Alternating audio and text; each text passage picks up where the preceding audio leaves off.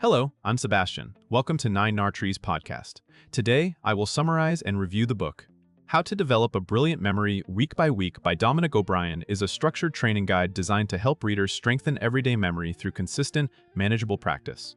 Known for his achievements in competitive memory, O'Brien focuses on practical techniques that translate into real-life benefits, such as remembering names, appointments, lists, numbers, and key information from reading or study.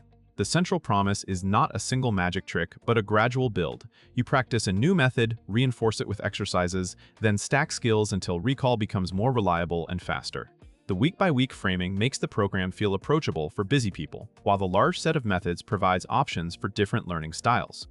Rather than positioning memory as a fixed talent, the book treats it like a trainable ability, emphasizing attention, organization, vivid imagery, and repetition.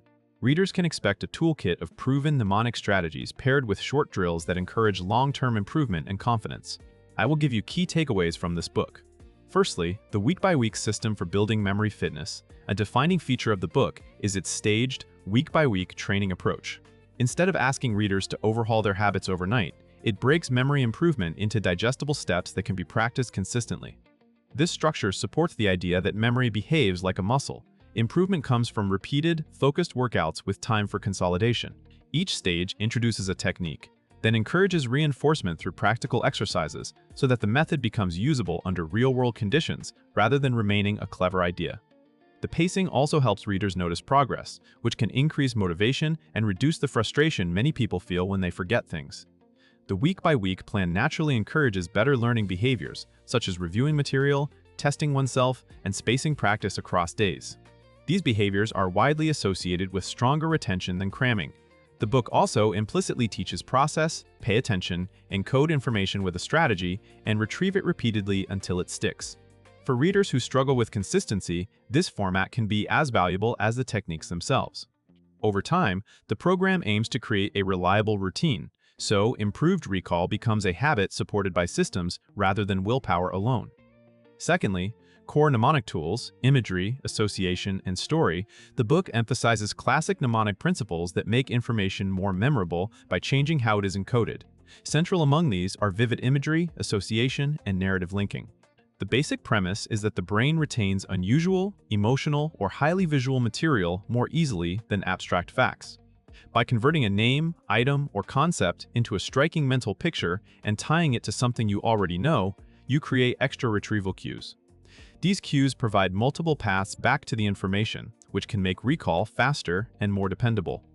Association is treated as a flexible tool. You can connect a person to a visual feature, link a new term to a familiar object, or transform a dull piece of data into an exaggerated image. Story methods add sequencing power, allowing you to remember lists by chaining images into a mental scene with movement and cause and effect. This can be especially helpful for shopping lists, talking points for presentations, or steps in a process. The value of these techniques is that they are portable. Once learned, they can be used on the spot in conversation, at work meetings, or during study sessions. The book frames mnemonics as skills anyone can practice rather than rare talents reserved for memory champions. Thirdly, remembering names, faces, and people with confidence. For many readers, the most socially impactful memory challenge is recalling names and faces. The book addresses this by focusing on better initial attention and stronger encoding strategies. Forgetting a name often begins with not truly registering it, especially during introductions when attention is split between social cues, anxiety, and context. The training encourages intentional listening, repeating the name, and immediately attaching it to a memorable feature or mental image. A typical approach is to notice a distinctive characteristic, such as hairstyle, expression, posture, or another standout detail, and then create an association between that feature and an image that represents the name. This builds a bridge between face and name, so the name is not stored as an isolated sound. The method also supports follow-up reinforcement, using the name in conversation, mentally reviewing it shortly after the encounter, and revisiting it later to strengthen retention. Beyond technique, the focus on names and faces helps readers build confidence. When you have a dependable method, introductions become less stressful and social interactions feel smoother. In professional settings, remembering colleagues, clients, and contacts can improve rapport and credibility.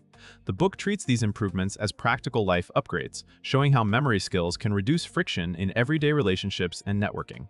Fourthly, numbers, dates, and information. You cannot afford to forget, many people find numbers uniquely difficult because they lack inherent meaning.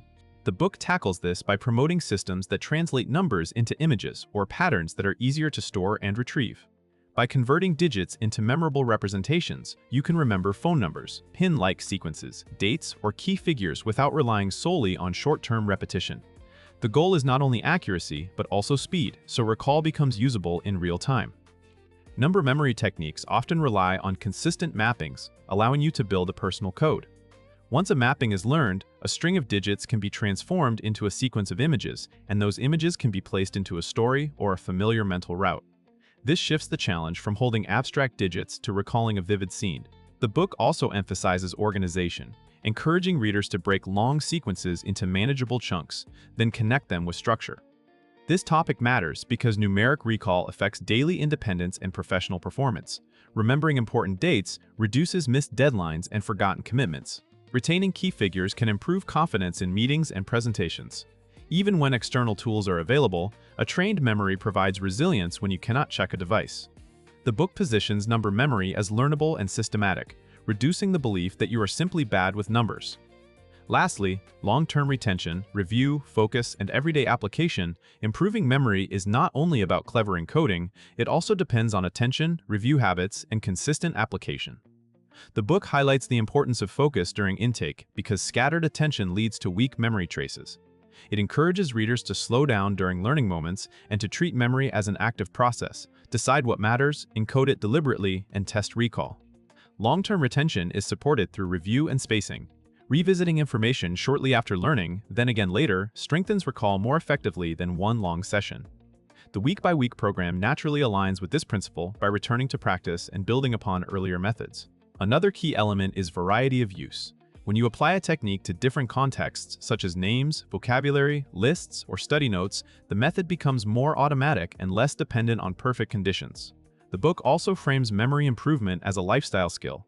Better recall can reduce stress, support learning goals, and make daily life feel more organized.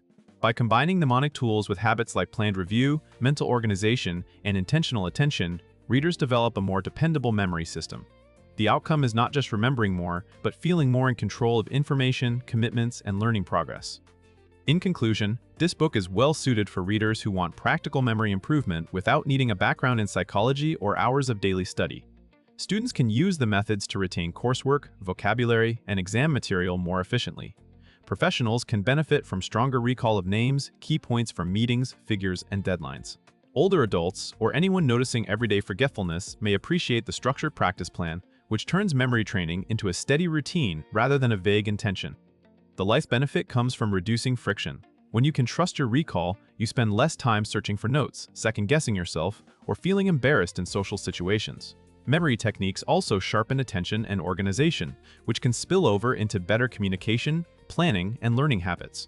Compared to many memory books that either focus on theory or present a handful of tricks, this title stands out for its week-by-week program and its broad toolkit.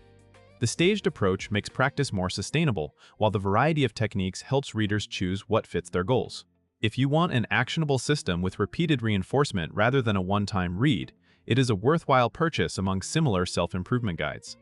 If you would like to support Dominic O'Brien, you can buy the book through the Amazon link I've provided in the podcast description. After reading the book, please let me know what you think and share your thoughts. See you around.